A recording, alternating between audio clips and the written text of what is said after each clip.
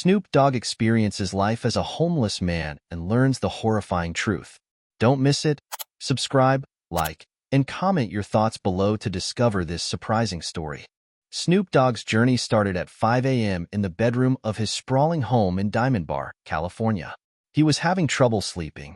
Something had been gnawing at him for weeks, a kind of guilt, or perhaps a nagging sense that his philanthropic gestures, generous though they might be, never brought him real insight into the problem he was trying to help solve. His mind replayed a conversation he'd had with an old friend who worked at a local homeless shelter. She mentioned how easy it was for celebrities to forget that real people, each with a story and a heart, lived on those sidewalks. They weren't just a cause. They were mothers, fathers, brothers, and sisters, caught in a twilight state of reflection. Snoop envisioned himself stepping into that world, but not just for a quick photo op.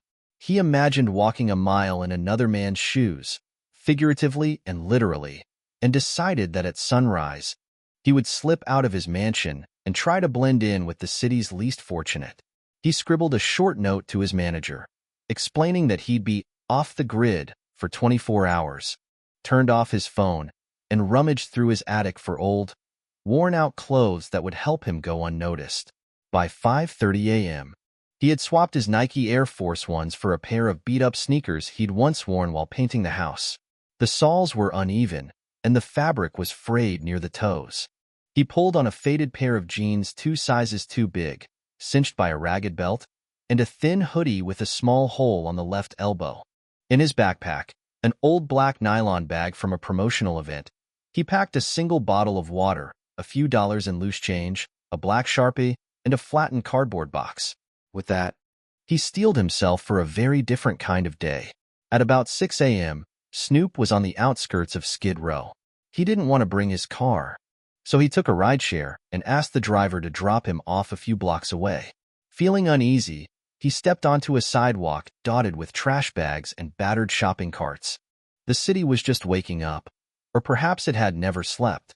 A chill hung in the air, roughly 55 degrees Fahrenheit, making him shiver in the thin hoodie. The first thing he noticed was a line of people waiting outside a small building that turned out to be a community center offering free breakfast. Most of them clutched sleeping bags, large plastic bags with their possessions, or battered suitcases. Some were warming their hands around styrofoam cups of coffee. The sense of weariness weighed heavily on the entire scene. They were all waiting for a chance to start the day with a modest meal. Stepping into that line took courage. Snoop felt his heart pounding, worried that someone might recognize him. But the illusions of stardom vanish quickly in the dim morning light, especially when you're wearing dirty clothes and nobody's expecting your presence. They greeted him with a nod, perhaps noticing the apprehension in his eyes. An older gentleman, wearing a scruffy beard and a threadbare coat, offered a warm hello. "How you doin', brother?" the man asked, stifling a cough. Snoop cleared his throat. "I'm aight, man. Just figuring out what to do next." The man didn't press. He offered a small, empathetic smile. "We all are out here." That line struck Snoop like a chord in a minor key, sad, resonant, and undeniably human. It was the first step in a long day of realization. When the doors to the community center finally opened, and black coffee, some folks got oranges or bananas. The smell of the eggs was far from the gourmet meals he was used to, but the sincerity behind every volunteer's smile gave the space a warmth that no five-star restaurant could imitate. He found a seat next to a quiet woman who seemed lost in thought, cradling her cup of coffee. Her name, he learned, was Teresa. She'd been living on the streets for nearly 5 months after fleeing an abusive relationship. She was soft-spoken and hesitant, but she shared that her greatest fear was losing her sense of dignity. She was in her early 50s, had grown children in other states. Yet, she resisted telling them about her predicament because she didn't want to be a burden. Snoop swallowed a lump in his throat. He offered a sympathetic nod and gently said, "I'm sorry you're going through this." Teresa shrugged. "It's life. You never know what might happen tomorrow." That idea, uncertainty, stuck in Snoop's mind. He spent decades pursuing success, controlling his brand and cultivating a predictable reality of album releases, concert tours, and endorsement deals. Yet here, on these streets, everything was up in the air from one day to the next. People lived day by day, hour by hour, and the smallest kindnesses made a world of difference. It reminded him of the stories he'd heard from older folks in his community as a child, about the importance of never forgetting where you come from and never taking blessings for granted. After breakfast, Snoop decided to explore other parts of downtown on foot. The day was warming up quickly. By 9 a.m., it was edging towards 68 degrees Fahrenheit. He slung the backpack over his shoulder, the shape of the flattened cardboard pressing into his back, reminding him why he was here. He passed by graffiti-strewn walls, people huddling in tents under bridges, and small clusters of individuals chatting in quiet voices near piles of blankets. In some corners, a handful of street vendors sold fresh fruit, bottled water, or tamales, catering to those who might have a few dollars to spare. It was a tapestry of survival, hustle, and resilience. Occasionally, he'd nod at fellow homeless individuals who acknowledged him with either polite indifference or a faint smile. A group of teenagers whizzed by on skateboards, paying no attention to Snoop, who was used to turning heads wherever he went. Strange as it might sound, the anonymity was both liberating and lonely. He realized how much he'd taken even the simplest form of recognition for granted. By 10 a.m., the rising sun made its presence felt. The day was projected to hit 75 degrees Fahrenheit, a mild warmth by Los Angeles standards, but the direct sunlight on the sidewalks often made the temperature feel hotter. Snoop's hoodie felt suffocating, and he stuffed it into his backpack. He also began to think about hydration. He'd already sipped the single bottle of water he'd packed. Refilling it wasn't necessarily easy, and standing in long lines or searching for public fountains became the norm. He walked almost 2 miles before spotting a small public park with a drinking fountain near the restrooms. Before he could make a beeline for it, however, he noticed a short line of people waiting to fill their bottles. Some had jugs, others had big plastic containers. The free resource was a lifeline, and it wasn't abundant enough to match the demand. A middle-aged man, who introduced himself as Wilson, offered Snoop a spot ahead of him in line when he saw how heavily Snoop was sweating. Snoop politely declined. The small act of kindness struck him. No matter how tough the situation got, humans found ways to show compassion. Wilson shared that he'd been sleeping in a battered sedan parked a few blocks down. He still had a job, but couldn't afford Los Angeles rent after a recent spike in prices. Snoop recalled hearing about the city's housing crisis on the news, but hearing Wilson's story firsthand brought a new layer of urgency and reality to the headlines.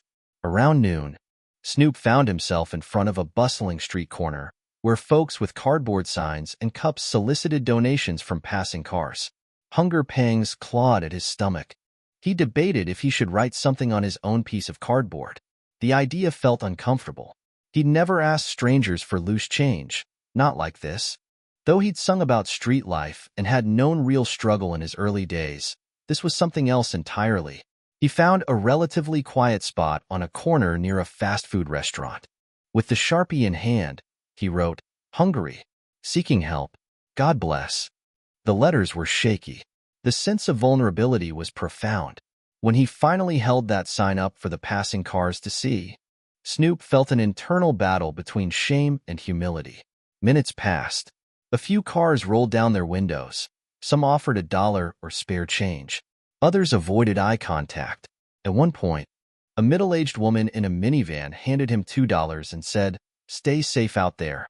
He smiled and gave a soft, "Thank you." Those 2 words had rarely felt so loaded with gratitude. Just when Snoop was about to set the sign down and see if he had enough for a small meal, a black SUV pulled up. The driver's window rolled down, and a familiar face peered out. It was one of Snoop's longtime associates from the music industry. The man squinted, disbelief coloring his expression. "Snoop? Is that you?" he asked, leaning out. Snoop's heart raced. His cover was blown. He dropped his cardboard sign.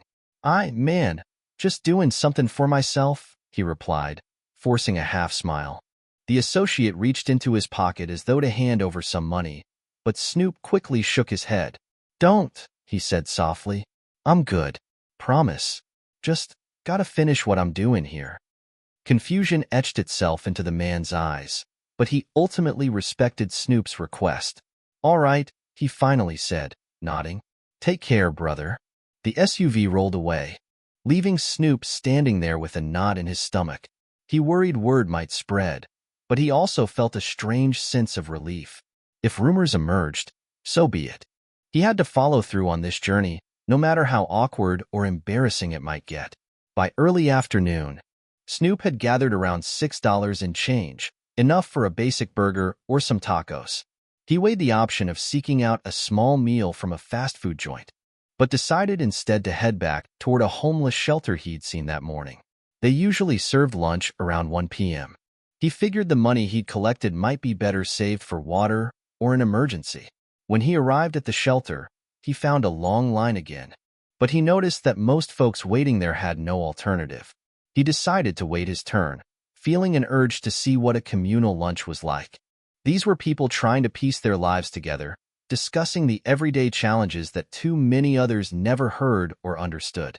Inside, the meal was simple: a peanut butter and jelly sandwich, an apple, and a small bag of chips. The water cooler was nearly empty, but Snoop managed to fill half his cup. The sandwich stuck to the roof of his mouth, and he quickly realized just how important a full cup of water was. Around him, others made do with what they had, grateful for a meal. Some people seemed to relish every bite, while others ate quickly, as though worried the food might vanish if they didn't finish it immediately. A volunteer named Maria recognized a certain aura about Snoop. Perhaps it was his mannerisms or a fleeting hint of his distinctive voice. She didn't say anything directly, but offered him a gentle pat on the shoulder as she moved to the next table. He suspected she might know who he was, but respected his wish to remain incognito. That silent understanding spoke volumes, and he felt a wave of appreciation for her empathy. When lunch was done, Snoop left the shelter to find a place to rest. The sun was high, and the temperature hovered around 77 degrees Fahrenheit. By Los Angeles standards, that was mild, but the heat radiating from the concrete made it feel more intense. He wandered a few blocks away until he found a quiet alley near a small church. A group of men were already sitting on blankets, chatting among themselves. As Snoop approached, one of them called out, "You new around here?" Snoop nodded. "Yeah, just passing through." The man gave him a once-over. "It's not safe to just pass through these parts without watching your back," he warned, though without hostility. "We watch out for each other out here, but there's always folks who might take advantage. Keep your eyes open." Snoop nodded, gratitude and caution mingling in his chest. The man's name was Andy. He'd been homeless for nearly 3 years following a messy divorce and job loss. Despite his rough circumstances, Andy seemed to have formed a makeshift family with the other men in the alley. They joked around, sometimes in crude ways, but there was a strong camaraderie, a sense of us against the world. A woman named Linda soon joined them, greeting everyone with the warmth of a neighborhood aunt. She wore layers of clothing, presumably to keep all her possessions on her person, and clutched a plastic bag of half-eaten snacks. "You look tired, Hon," she said to Snoop. He shrugged. "It's been a long day." Linda offered him an unopened pack of peanut butter crackers. "I got these from the church folks this morning. I already ate, so you can have them." Surprised by her generosity, Snoop took the crackers, feeling again that strange surge of gratitude. Here he was, a man who could easily afford any meal if he reached into his bank account, and he was being cared for by someone who had next to nothing. It stung him in a bittersweet way. Even in dire circumstances, kindness found its way. Snoop spent much of the afternoon walking, observing, and occasionally striking up conversations. He tried to keep his mind focused on the stories of the people he met rather than on how his feet ached or how the sun burned the back of his neck. The sidewalks were his stage now, but this wasn't entertainment. It was life, bare and unfiltered, or even scrap metal. Another man was collecting cardboard to build a more structured sleeping area beneath an overpass. Snoop recalled how often he'd driven by such scenes in his fancy cars, rarely giving them more than a passing thought. Now, seeing it up close, he understood the meticulous effort behind these small acts of survival. He walked about half a mile down East 7th Street, passing more tents and makeshift shelters. The smell of urine and rotting trash clung to certain corners. But he also spotted pockets of cleanliness, evidence that some people took pride in sweeping their patch of sidewalk, trying to maintain a semblance of order in chaos. Some had potted plants, of all things, propped on crates. It was a testament to the resilient human spirit, nurturing life even in the most desolate places. By late afternoon, Snoop was both physically and emotionally exhausted. His shoulders ached from the backpack, which felt heavier than it was, barely 5 pounds, but weighing on him like lead after hours of trudging around. He tried to find a shady spot and ended up leaning against a wall, knees drawn up to his chest, inhaling the thick air of the city. A few people walked past without glancing his way. Others eyed him suspiciously, perhaps wondering if he was a new face with unknown intentions. For a moment, he realized he was fighting the urge to leave. He could end this anytime, call a driver, and go back to a life of comfort. But that would betray the purpose of his experiment. He decided to stick it out, no matter how tired or disoriented he felt. After resting a while, Snoop meandered back toward the heart of Skid Row, where an older gentleman was preaching from a street corner. His voice boomed with a mix of desperation and hope. A small crowd gathered, some simply curious, others moved by the man's words about redemption and community. Snoop joined the fringe of the gathering, taking a seat on a piece of torn cardboard. A woman named Carla sat next to him, whispering that the preacher was a former gang member who found religion behind bars. He had devoted the last decade of his life to ministering to the homeless, hoping they might find a measure of solace. Carla, in her late 30s, had a hard-lined face from years of living rough. She told Snoop about losing her job after her husband died in a traffic accident. Grief swallowed her life, and soon she couldn't keep up with rent. She ended up in her car, which then got repossessed. Now she was here, trying to survive each day. "And you?" she asked, shifting her gaze to Snoop. He hesitated. "Let's just say I'm looking for clarity," he replied. Carla nodded, accepting the vague response without pressing for details. Around them, the preacher's voice rose and fell, exhorting anyone listening to hold on to hope, to lean on each other, and to remember that they were never truly alone. On any other day, Snoop might have passed right by, dismissing it as street corner evangelism. But at that moment, every word seemed to resonate, carrying a weight that forced him to reflect. As dusk approached and the sun dipped below the skyline, Snoop realized how drastically the mood shifted after dark. The streets, which had seemed harsh but manageable by day, took on a different edge at night. People who were soft-spoken by day sometimes huddled in groups with watchful eyes, or retreated entirely to hidden corners. The threat of theft or violence loomed larger. He was heading toward a mission that served dinner at 7 p.m., but on his way, he noticed a commotion in an alley. 2 men were arguing, voices raised, pushing each other with aggression that promised escalation. A few onlookers watched warily, unsure if they should intervene. One man swung a fist, and the other stumbled backward. Snoop's initial instinct was to break it up, but common sense told him that might be dangerous. This wasn't a place where he could flash celebrity status to defuse the situation. Within seconds, one of the onlookers stepped forward. He wrestled the 2 men apart, yelling for them to calm down.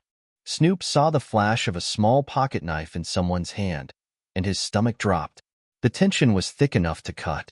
Eventually, with enough shouting and pushing, the men separated, each slinking away in opposite directions. On the street, scuffles like these could break out any time, sparked by stress, hunger, addiction, or simply the ongoing strain of constant uncertainty. Feeling rattled, Snoop hurried on, the raw vulnerability of the situation burning into his memory. He passed a few storefronts where business owners were closing up, throwing cautious glances toward the sidewalk. He realized that, in the eyes of those shopkeepers, he was part of the problem now, just another homeless man who could be a threat. That realization stung.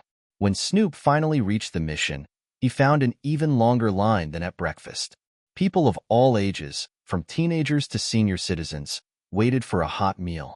Some carried blankets or sleeping mats rolled under their arms, anticipating a tough night. The air was filled with a melange of body odor, street grime, and the faint aroma of soup from inside the building. It was both comforting and suffocating. Inside, volunteers ladled out chicken noodle soup, served bread rolls, and handed out small cups of fruit punch. Snoop took a seat at a table next to a man in a worn-out military jacket. The man's name was Gerard.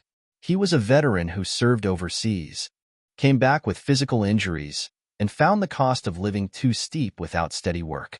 Gerard's VA benefits weren't enough to keep him housed in Los Angeles. As they slurped their soup, Gerard shared stories about lonely hospital visits, nights sleeping under freeway overpasses, and the sense of betrayal he felt that his service to the country hadn't safeguarded him from destitution.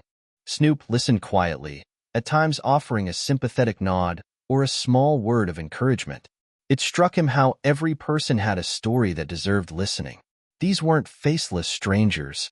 They were individuals who once had stable lives, or at least the hope of one, only to see it unravel. After dinner, Snoop learned he might find a bunk for the night at this mission if space was available. But he also knew some folks might need it more than he did. The volunteer at the check-in table told him there was only limited room. He felt torn. Should he take the chance for a relatively safer sleeping spot, or leave it for someone else? Snoop had to figure out where to sleep. The temperature dropped to about 60 degrees Fahrenheit. Some might consider that mild, but with little more than a thin hoodie and a sleeping bag, it was chilly. He found a relatively quiet sidewalk near a busy intersection, hoping the constant flow of traffic would deter potential trouble. He laid out his sleeping bag on top of a layer of cardboard he'd scavenged earlier. The concrete was unforgiving. Every noise seemed amplified. The rumble of engines, honking horns, snippets of loud music from passing cars, and the occasional sound of footsteps echoing off the buildings. More than once, he saw shadows move in the corner of his eye, a figure crossing the street, or perhaps someone scoping out belongings to steal. His heart pounded in a mixture of fear and adrenaline. Over the next few hours, sleep proved elusive. He drifted in and out, awoken by distant arguments or the shrill brakes of a city bus. Each time he stirred, he felt a pang of longing for his plush mattress at home. But that was the point, to understand, in some small measure, what it meant to spend a night without security or comfort. Around 2 a.m., Snoop was jolted awake by a loud crash.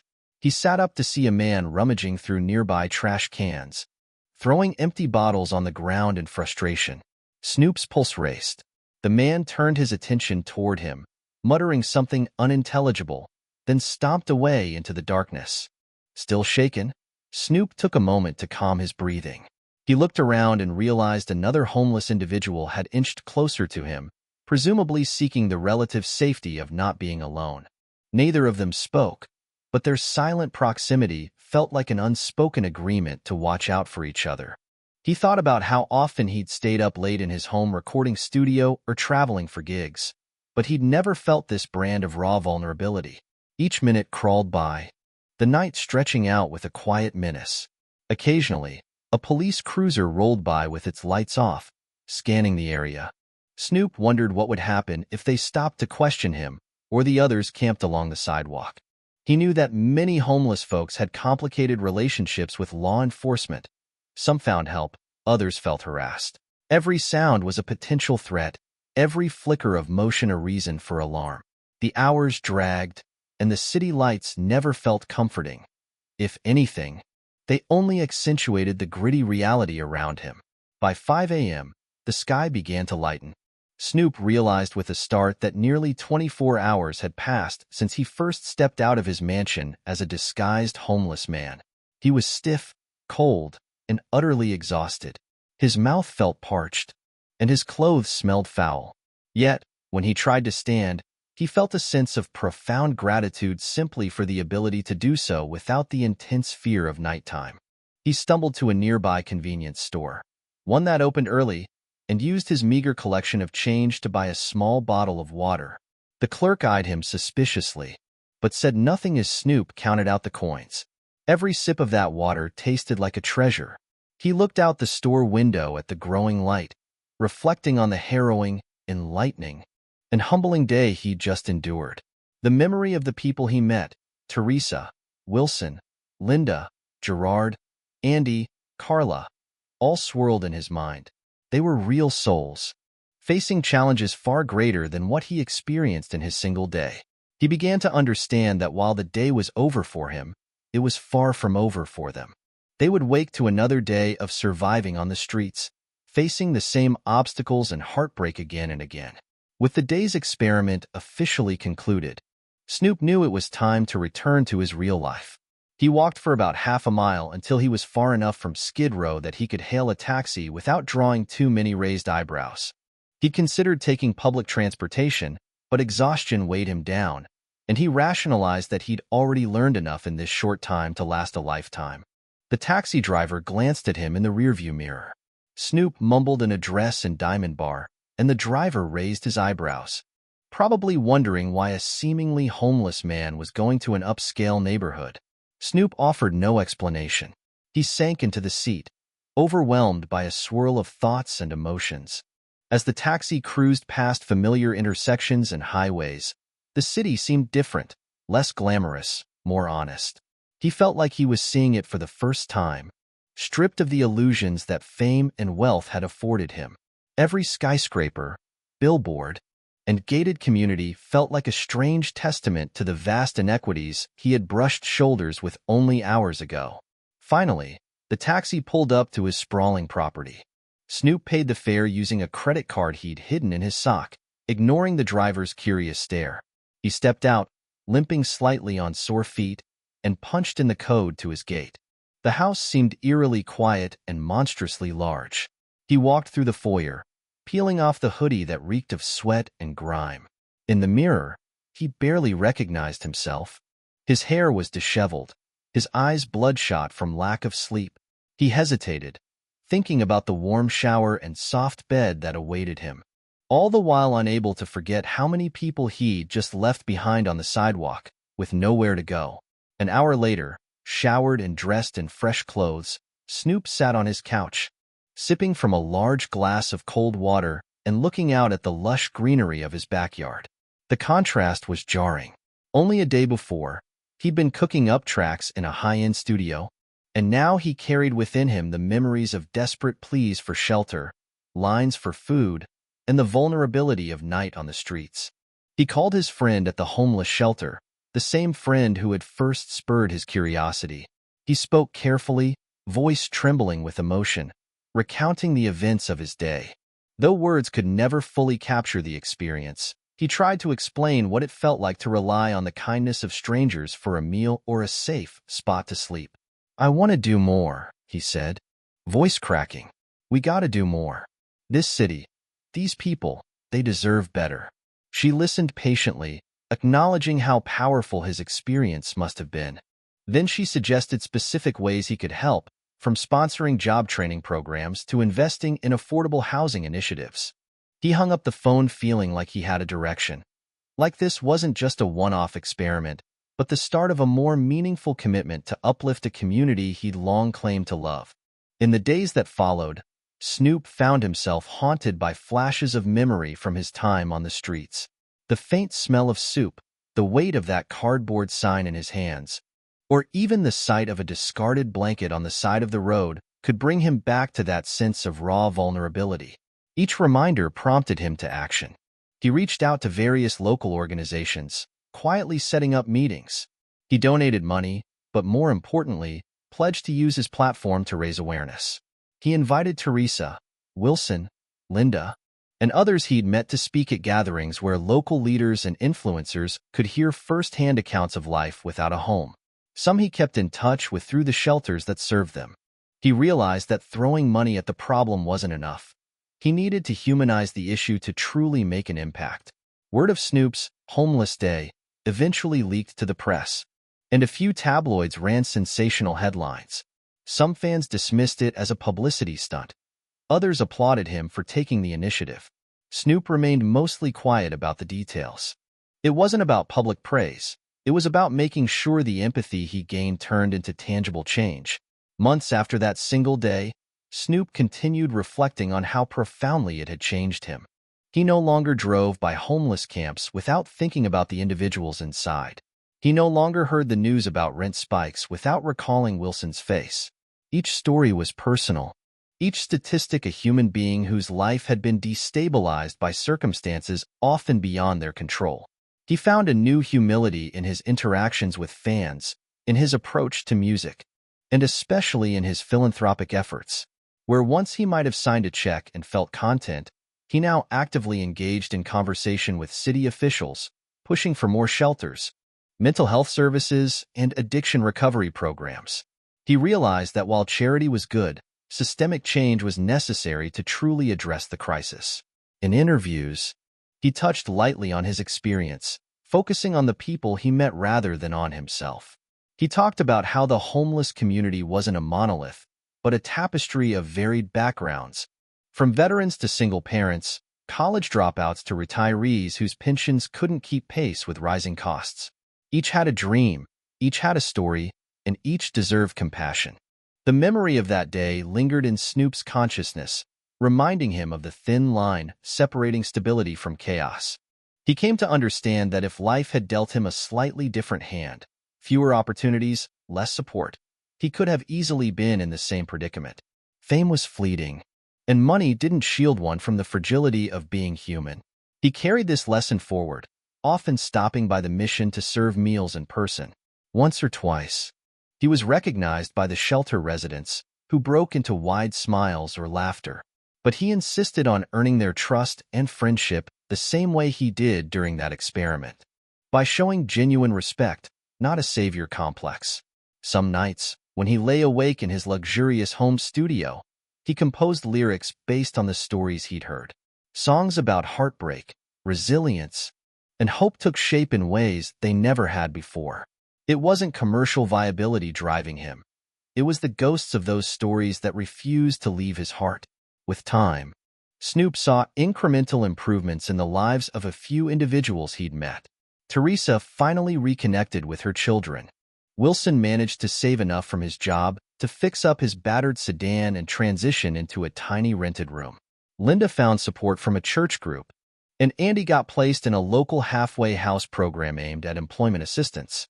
Yet, for every success story, there were countless others still stuck in the cycle of homelessness.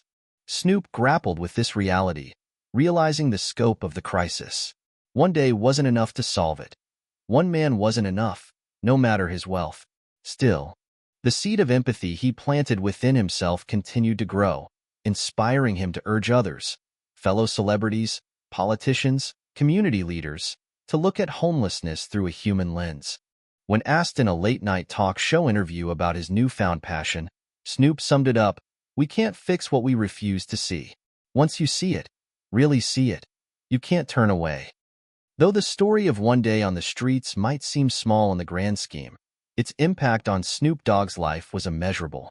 He returned to his music and his celebrity lifestyle, yes, but he did so with a transformed perspective and an unwavering commitment to elevate those who'd been rendered invisible by society. For the homeless men and women who unwittingly helped him understand the gravity of their situation, life went on. Some would face more heartbreak, others would catch a break. But the day Snoop Dogg lived as a homeless man wasn't about a single solution. It was about opening eyes and hearts, starting with his own.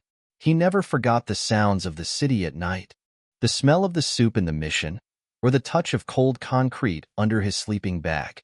And in that unforgettable day, he found a renewed sense of purpose, to illuminate the humanity often overlooked, and to remind the world that any day, any one of us could be where they are. And that understanding is the first step toward change.